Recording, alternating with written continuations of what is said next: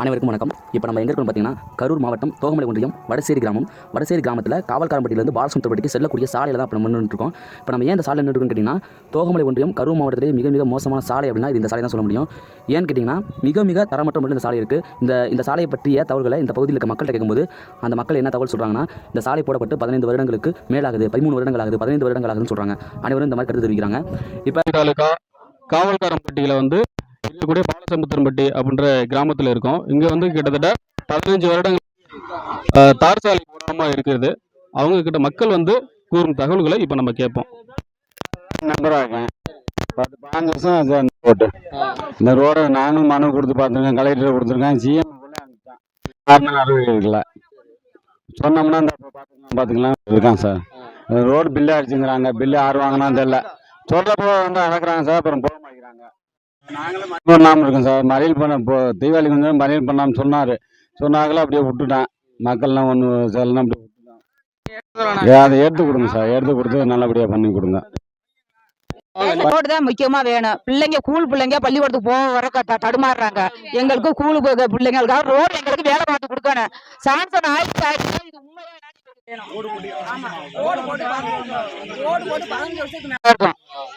வருஷத்துக்கு மேலதான் இருக்காங்க. கம்மியா போடல நானு. இது ரோடு இதுக்கு முன்னாடி எதுவும் போராட்டம் பண்ணிருக்கீங்களா?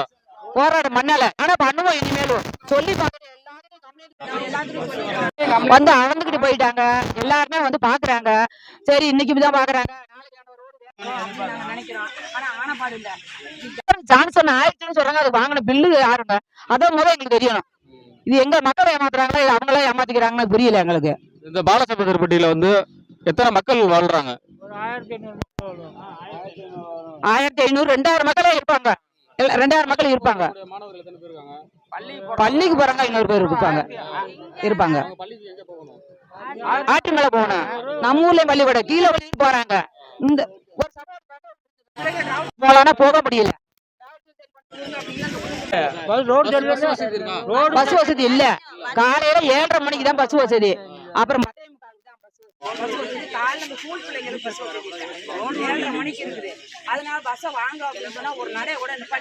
சரி பண்ண சொல்லுங்க, நாங்க பஸ் விடுறோம். பாருங்க, இப்ப இந்த பிள்ளைங்க பிள்ளைங்க நடந்து வர்ற இந்நேரம் பஸ் வர வேணும், பஸ்ஸே நிப்பாட்டிருந்தாங்க. அப்புறம் நாங்க சொல்லி சப்போர்ட் பண்ணி 4:30 மணி 6 மணிக்கு இங்க ஒரு நட வந்துச்சு. இந்த பிள்ளைங்களுக்கு வரணும், பிள்ளைங்களா நடந்து நீங்க பாத்துருப்பீங்க. இப்ப 4 கிலோமீட்டர் இங்க இருந்து நடந்து வரணும். இந்த பிள்ளைங்களுக்கு வரணும், இங்க பிள்ளைங்க நடந்து வராங்க, எங்களே கேக்குறாங்க அப்படின்னு சொல்லி அதுக்கு படம் இப்போ 2-3 நாள் தான் வருது பஸ். நாங்க சித்தாள் வேலைக்கு போறோம். ஆமா, நாங்க சித்தாள் வேலைக்கு. பள்ளி மாணவர் நம்பிக்கிட்டே இருக்காரு. பள்ளி மாணவர்கிட்ட இப்ப கருத்து கேட்போம். தம்பி சொல்லுங்க, எப்படி சரியா இருக்கா? இல்லண்ணே, ரோடு சரியில்லவங்க பஸ் கூட வர மாட்டேங்குதுண்ணே. வரவங்க கூட அந்த வழியாவே வலிச்சு போயிடுறாங்கண்ணே. 6 மணிக்கு வருது, 12ஆவது. ஆற்றிமலையில.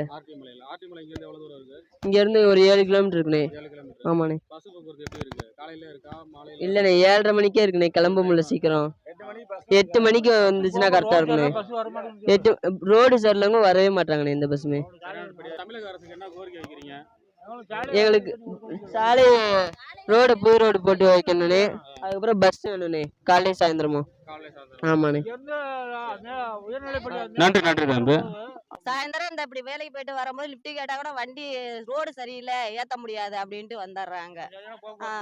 வசதி கிடையாது. நடந்துதான் அங்க இருந்து வரணும் 4 கிலோமீட்டர் காவல்காரம்பட்டியில இருந்து. சாயந்தரம் பிள்ளைங்க அங்க இருந்து வரணும். இடைநிலையில தண்ணி அடிக்கிறானுங்க.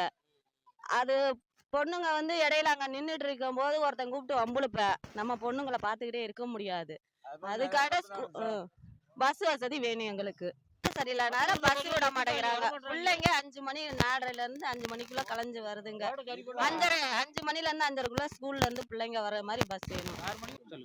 இப்போ இந்த ரோடு வழியா 10 கிராமங்கள் இந்த ரோடு வழியா தான் போறாங்க வர்றாங்க. இந்த சைடு பில்லூர், பெட்டக்காரம்பட்டி, கரிச்சாம்பட்டி, தாதம்பட்டி, பூவாய்ப்பட்டி,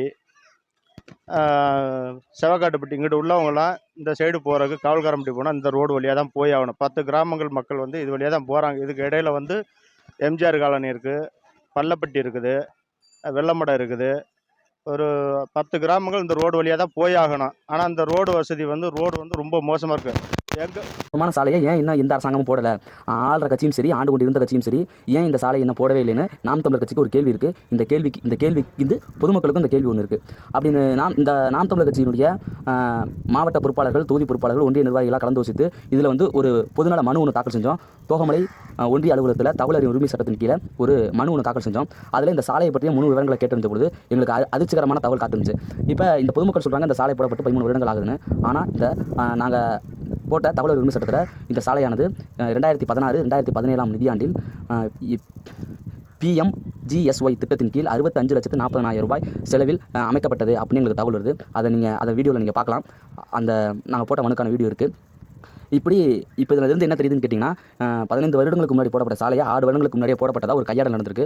இது நாம் தமிழர் கட்சி சட்ட போராட்டம் செஞ்சு மாவட்ட செயலாளர் அண்ணன் சிடி பிரசாவுடைய ஆலோசனை பேரில் நாம் தமிழர் கட்சி சார்பாக இது பொதுநல வழக்கு ஒன்று, வழக்கறிஞர் பாசை சார்பாக பொதுநல வழக்கு ஒன்று தாக்கல் செய்யலாம்னு இருக்கும். அது மட்டும் இல்லாமல் கரூர் மாவட்ட ஆட்சியர் அலுவலகத்தில் இந்த சாலை விரைவாக அமைக்க கோரி சம்பந்தப்பட்ட அரசு அதிகாரிகள், ஒப்பந்தக்காரர்கள் மீது நடவடிக்கை எடுக்க வேண்டும் என கோரிக்கை வைக்கலாம்னு இருக்கோம்.